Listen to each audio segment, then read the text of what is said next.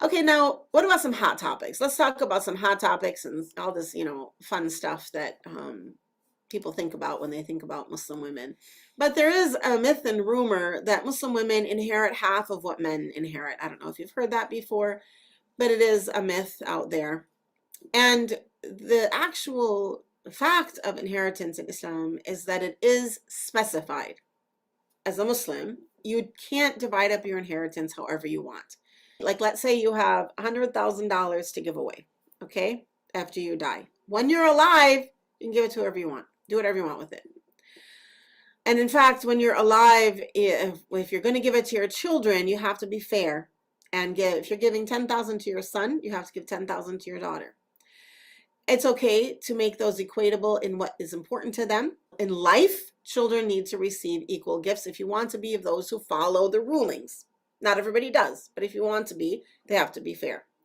But after death, the money has to be divided in very specific ways. It's a very complicated mathematical problem, as a matter of fact.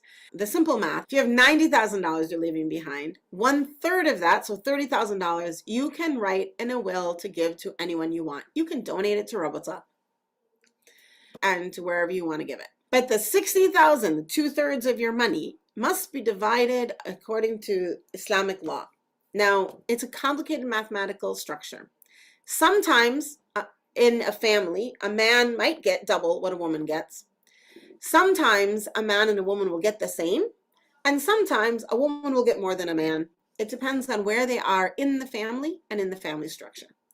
So it's much more complicated than just a man gets double what a woman gets, which is what that's a great fun thing to say on Fox News, but like the rest of the things they say on Fox News, it's just not true.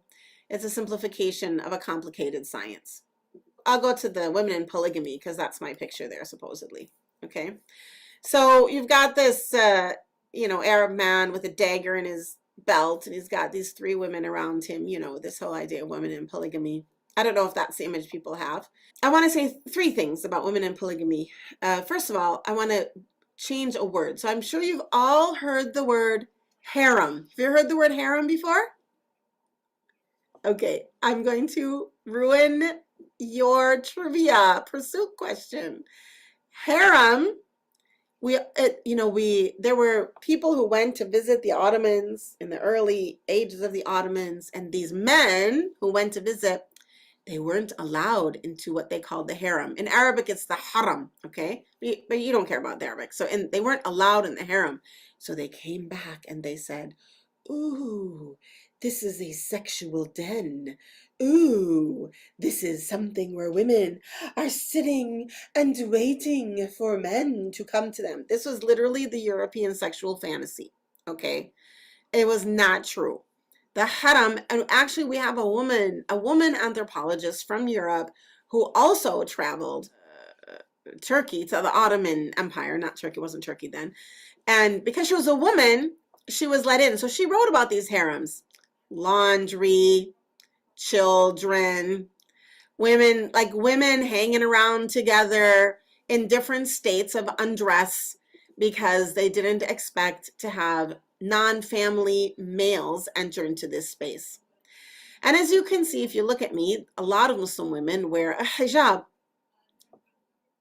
which if I was in that space called the harem, I wouldn't be wearing. So I wouldn't want strange men to come in unless they let me know and take my permission first.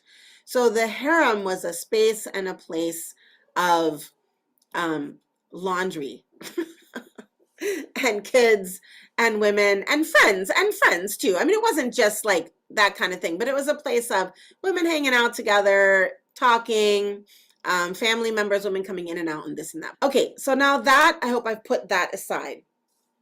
Now, polygamy in Islam, it is not forbidden. I guess that's the way to say that. Polygamy meaning can a man marry more than one wife in the Islamic law?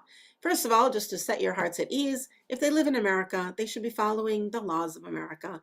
And if they're not, then they have to stand before God on that. But like literally Islamic law says you should follow the law of the place that you live in.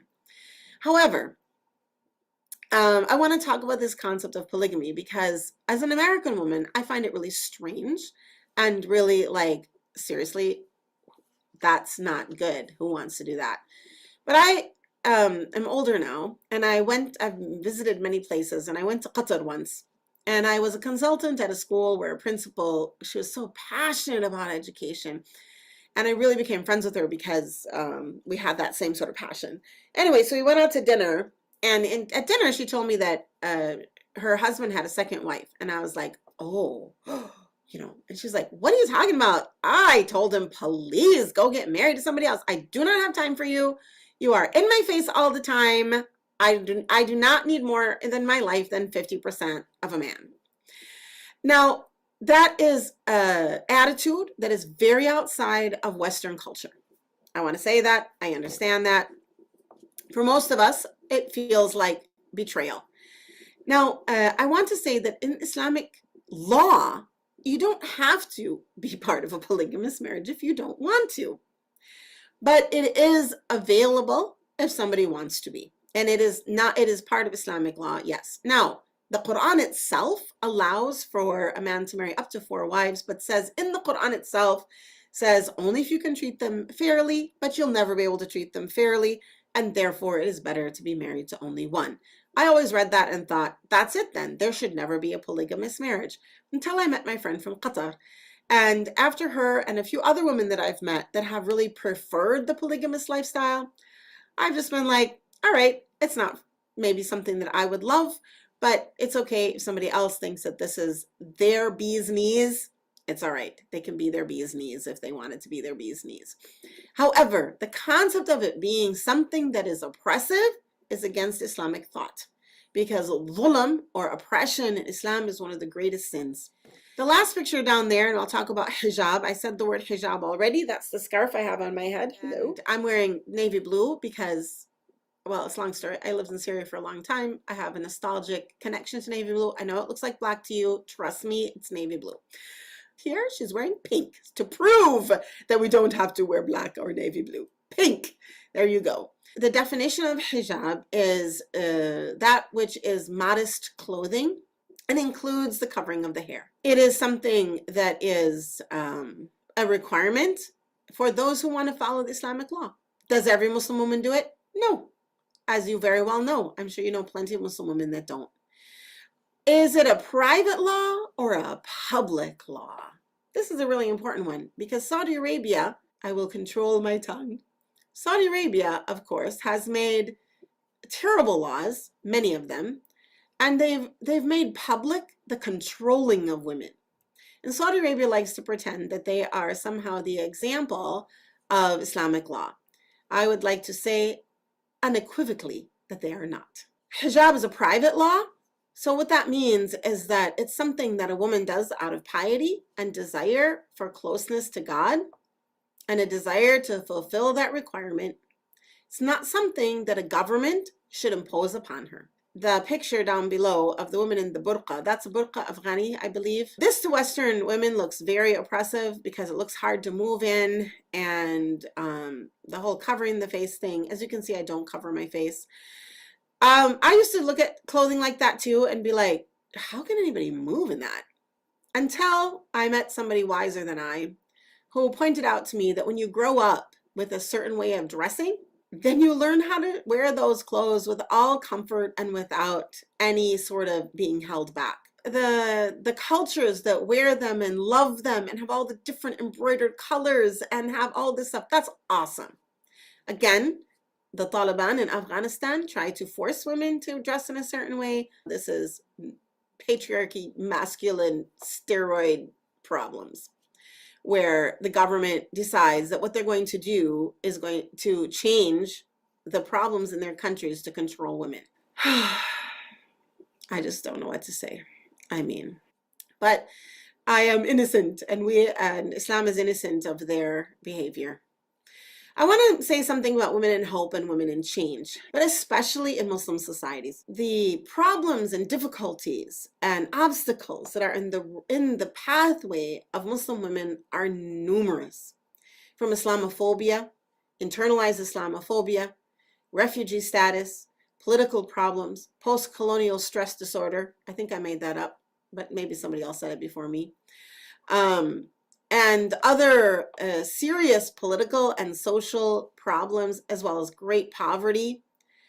Muslim women should be really in a terrible place. But the reality is that Muslim women are actually across the world really doing well, educationally, in politics, socially, except for when there is great poverty, just like everywhere else. When there is great poverty, we find terrible oppression. And sometimes that oppression comes from the laws in the country that are claimed to be careful, here comes a scary word. If hold on to your seats, hold on to the table. It's a scary word. Sharia. Sharia law, some countries call Sharia law anything that oppresses a woman, they call that Sharia law. Again, I would say that Islam is innocent of such a thing. Sharia is just a word that means a group of laws. It's like constitutional law. In fact, I teach a class that compares constitutional law and the three sort of theories of looking at constitutional law with some very similar traditions and ways of looking at Sharia or Islamic law. What are some obstacles that Muslim women are dealing with worldwide? We do have cultural mindsets that are a struggle. We have some Bedouin mindsets. We have some June Cleaver mindsets. We have some post-colonial stress disorder mindsets. And there's a book, Pierre Bourdieu wrote this as an ethnography, as he literally watched the Algerians intentionally tear down the very fabric of Algerian society. And it gives you an idea about what some of the obstacles that women in these countries that are now in post-colonial dictatorships are dealing with. And they're serious problems. Islam is not at fault, but Islam sometimes is used as a weapon against these women in order to control them for one reason or another. Poverty and war are very serious issues. And unfortunately, like there are some hot spots where war just doesn't seem to leave. Oftentimes, religion is blamed for these wars.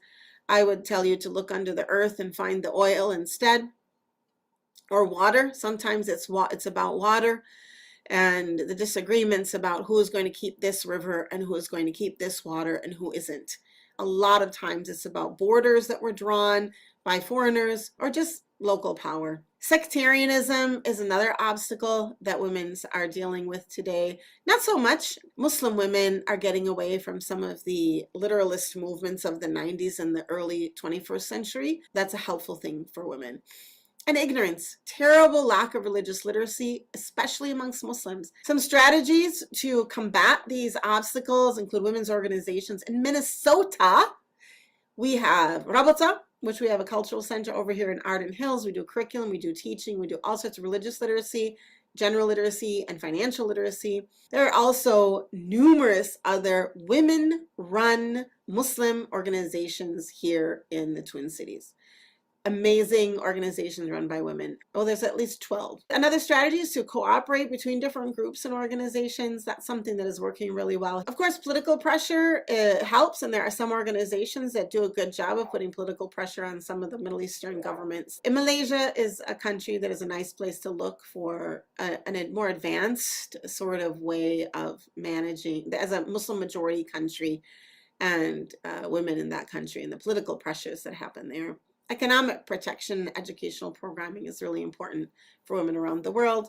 A real quick list: a woman's property cannot be seized by her husband. That might seem like a no-brainer to you, but up into the 80s, even women in the West couldn't open a checking account without her husband's permission. A woman cannot be denied her right to an education. Forced marriage is absolutely prohibited. Women can and should vote. Women can provide sole testimony. Women can initiate divorce. They have right to enter into contracts. I know a lot of this stuff might sound sort of like but